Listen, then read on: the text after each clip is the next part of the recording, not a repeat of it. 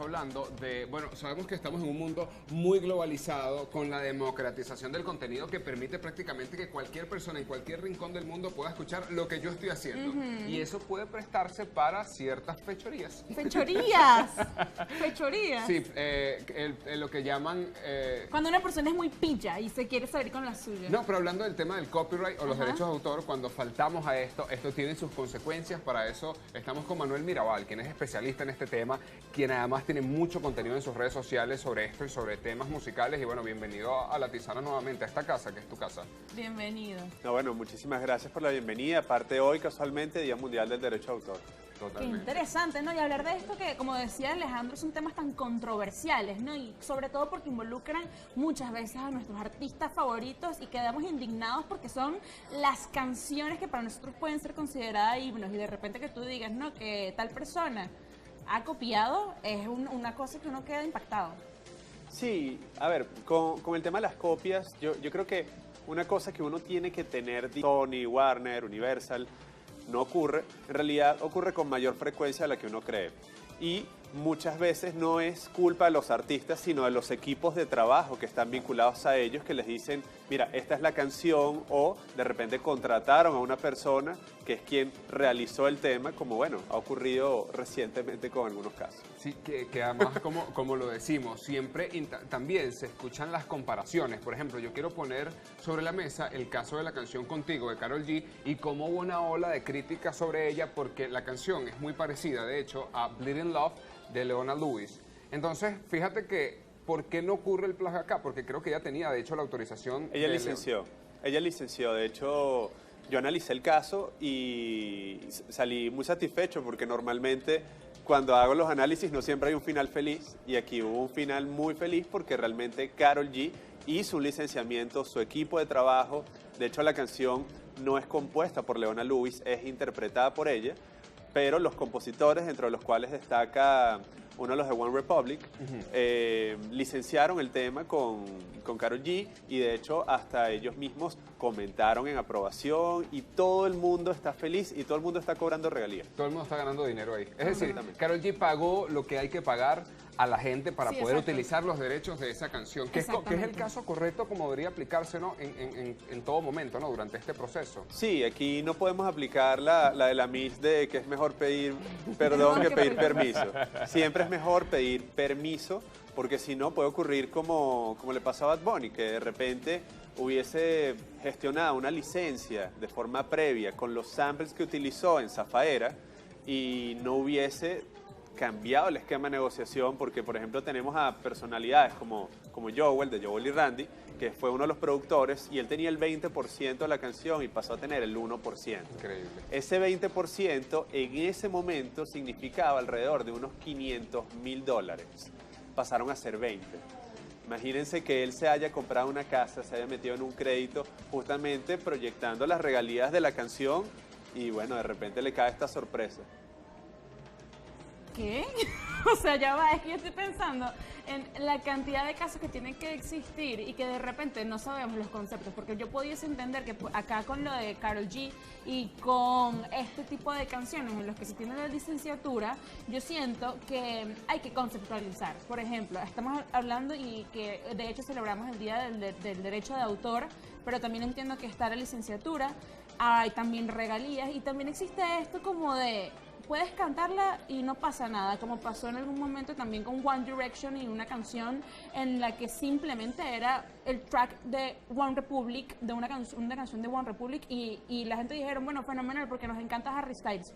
Entonces, o como pasó con Shakira y Jerry Rivera también, que el ritmo de la canción Hips Don't Lie al principio es similar a la canción Amores como el nuestro de Jerry Rivera. Bueno, a mí me encanta ese caso porque, si no me equivoco, en el momento en que sale el tema, Jerry creo que hizo algún comentario al respecto, pero Jerry no tiene ningún tipo de titularidad de derechos sobre esa canción. La canción es de Omar Alfano y Omar Alfano licenció. O sea que quien gana en tal caso es el autor, claro, como tal. Sí, el autor o los titulares de derechos, porque también pueden ser derivados, también pueden haber editoras o publishers, como se les conoce, son quienes gestionan ese tipo de licencias para la composición. Cuando hay también el uso de una grabación, ya allí estamos hablando de un sampleo. y ese sampleo también debe licenciarse y normalmente está en manos de los sellos discográficos. ¿Qué sucede entonces cuando un artista pone su voz porque un productor fue el que se encargó de, en ese caso, samplear una obra que ya estaba en internet? ¿Qué sucede en ese momento tanto con el artista como con el equipo? Bueno, hay que revisar siempre los contratos. De hecho, a ver, yo tuve la posibilidad de trabajar dentro de estas cosas locas de la vida con Mauri Senpai, que es el creador de Flow GPT, que es el chileno que hizo la canción Nostalgia de Bad Bunny. número 5, exactamente, que tema número 5, Nostalgia, que emulaba la voz de Bad Bunny. ¿Qué terminó ocurriendo allí? La canción sale de las plataformas porque en todo caso Rimas, como sello discográfico, manda una notificación a las plataformas como Spotify, Deezer, Apple Music, en donde dice, miren, nosotros firmamos un contrato con Benito, es decir, Bad Bunny, y nosotros somos dueños de todo lo que tenga su voz. Y nosotros interpretamos que eso es su voz.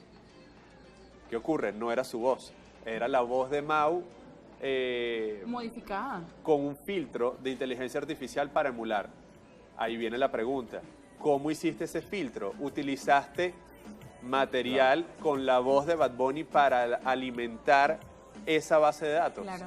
Y entonces ese uso de material protegido ya empieza, digamos, a hacerte como lo que llaman en el derecho la teoría del árbol envenenado, que es que si comenzaste con algo que es ilícito, todo lo que sale de allí y los frutos van a terminar siendo también ilícitos. Hablemos, Manuel, de este caso que está completamente en la movida actual, y hablamos de Caracas en el 2000 con esta canción que, a ver, para todos los venezolanos es un himno y es considerada como patrimonio cultural, y ahora en este momento viste que hay una artista brasileña que dijo, pues yo también la voy a cantar, pero dice que es de ella y de hecho ha concedido entrevistas a medios brasileños diciendo y echando el cuento de cómo ella lo compuso. Vamos a ponerlo en contexto. Sí, a ver, hace como 2 semanas salió un tema llamado Noite Assim de una artista brasilera que está radicada en Estados Unidos desde hace más de 12 años, se llama Larissa Amorelli. Ella, nada, lanzó la canción, de hecho un amigo, Julito Seven Sage de OVG, me pasa el tema y me dice, Manuel, escucha esto, se parece demasiado a Caracas en el 2000, ¿qué opinas? Yo le digo, vamos a esperar unos días. Vamos a ver si hay algún tipo de licenciamiento, porque de repente este tema es nuevo y evidentemente el coro no es que se parece.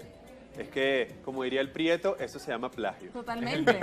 Es exactamente lo mismo. Sí, sí, Porque- aparte de la traducción. Sí, no, y también, y fíjense qué ocurre, se habla demasiado de plagio. La palabra plagio está inundando las redes sociales, por ejemplo, con una canción que saca Olivia Rodrigo que se parece al puente de una canción de Taylor Swift que es Cruel Summer. Pero realmente, al revisar la canción profundamente, no entra como un plagio. ¿Cuál es la medida o la interpretación que nos dice, mira, esto sí se parece mucho, pero no es un plagio? Mira, a ver, es complejo porque sí tienes que tener conocimiento de musicología, tienes que entender teoría, solfeo, tienes que entender armonía, tienes que entender el contexto. Hay muchísimos factores que influyen en una decisión final y no es una fórmula como decirte es esta cantidad de segundos Claro. o esta cantidad de compases como muchas veces se dice por allí. Es totalmente mentira. Que de hecho eso no se puede registrar, ¿no? Como si de repente yo tengo una armonía, eso no se puede registrar, tengo entendido yo. No, sí, o sea, sí puedes registrar cosas sencillas. El sonido de las moneditas de Super Mario está registrado Ok. con derechos de autor y son 2 notas. El tirín Ajá. está registrado. A fin de cuentas, digamos que yo creo que lo importante es poder analizar cada caso en concreto. Cuando yo escucho la canción, por ejemplo, de Noite Sim, veo la letra, veo el contexto y digo, no, pero es que las inflexiones, la manera en la que está armado fue, escucharon el coro, partieron de allí, lo tradujeron, seguramente dijeron, bueno, como esto va en otro idioma y para otro mercado, no pasa Nadie se ha dado nada. cuenta. Y es totalmente notorio también por cómo funciona este artista, que su estructura es algo que está totalmente montado a punta de pago. No tienes fanáticos reales, no tienes escuchas reales.